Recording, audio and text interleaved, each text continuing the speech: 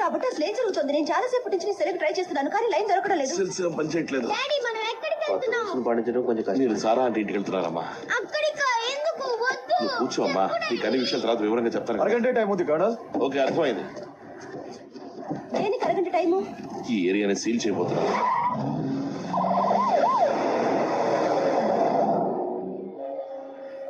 ఏంటి ఈ ఏరియాని సేల్ చేయబోతున్నారా? కానీ నాకు సారా అంటే ఇంటికి తీసుకొచ్చావా? ఎంత ఉంది? $600. అవును, ఇందాక నువ్వెందుకు మీరు అన్నావు? అది చాలదు. రాబర్ట్, ఇందాక నువ్వు మీరు అన్నావు, మనం అనలేదు. నేను చెప్పేది విను. నువ్వు అక్కడికి వెళ్ళిన వెంటనే ఏటీఎంకి వెళ్ళి మొత్తం డబ్బంతా తీసి తర్వాత సారా కార్ తీసుకుని నువ్వు తిన్నగా ఉత్తరం న్యూయార్క్ వచ్చేసాయి. నేను కూడా 2 వారాలకు సరిపడే సామాన్లన్నీ తీసుకుని అక్కడికి వచ్చేస్తాను. రాబర్ట్, ఆ వైరస్ వ్యాపించిందా? గాలి ద్వారా వ్యాపించిందా?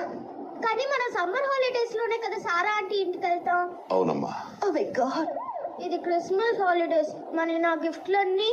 ఇదిగో అనౌన్స్మెంట్ వస్తుంది.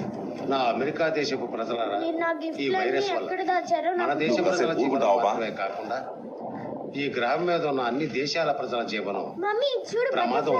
మరి చాలా ఆపుతావా? ఈ పరిస్థితి సర్దుకుంటుందని ఆశిస్తూ, అట్టి ఆశాభావం వ్యక్తం చేస్తూ నేను ఇప్పుడే మిలిటరీతో ఓ ఒప్పందం మీద సంతకం చేయడం జరిగింది. దేవుడి మీద భారం వేస్తూ మీ ప్రెసిడెంట్. అందరూ ప్రెసిడెంట్ వీట్.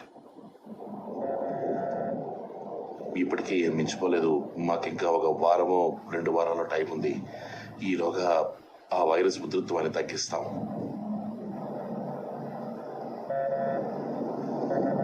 దీనికి పరిష్కారం వెతకగలం. రాబర్ట్, ఇదే పని అక్కడికి వచ్చి కూడా చేయొచ్చు కదా? ఇది మొదలైంది ఇక్కడే. దీనికి మేమే కారణం. మేమే పరిష్కారం వెతకాలి. నువ్వే ఎందుకు చేయాలి? అర్థం లేకుండా మాట్లాడకు. అటువంటి జరగకుండా నేను అడ్డుపడతాను. రాబర్ట్, మూర్ఖంగా మాట్లాడకు నువ్వు.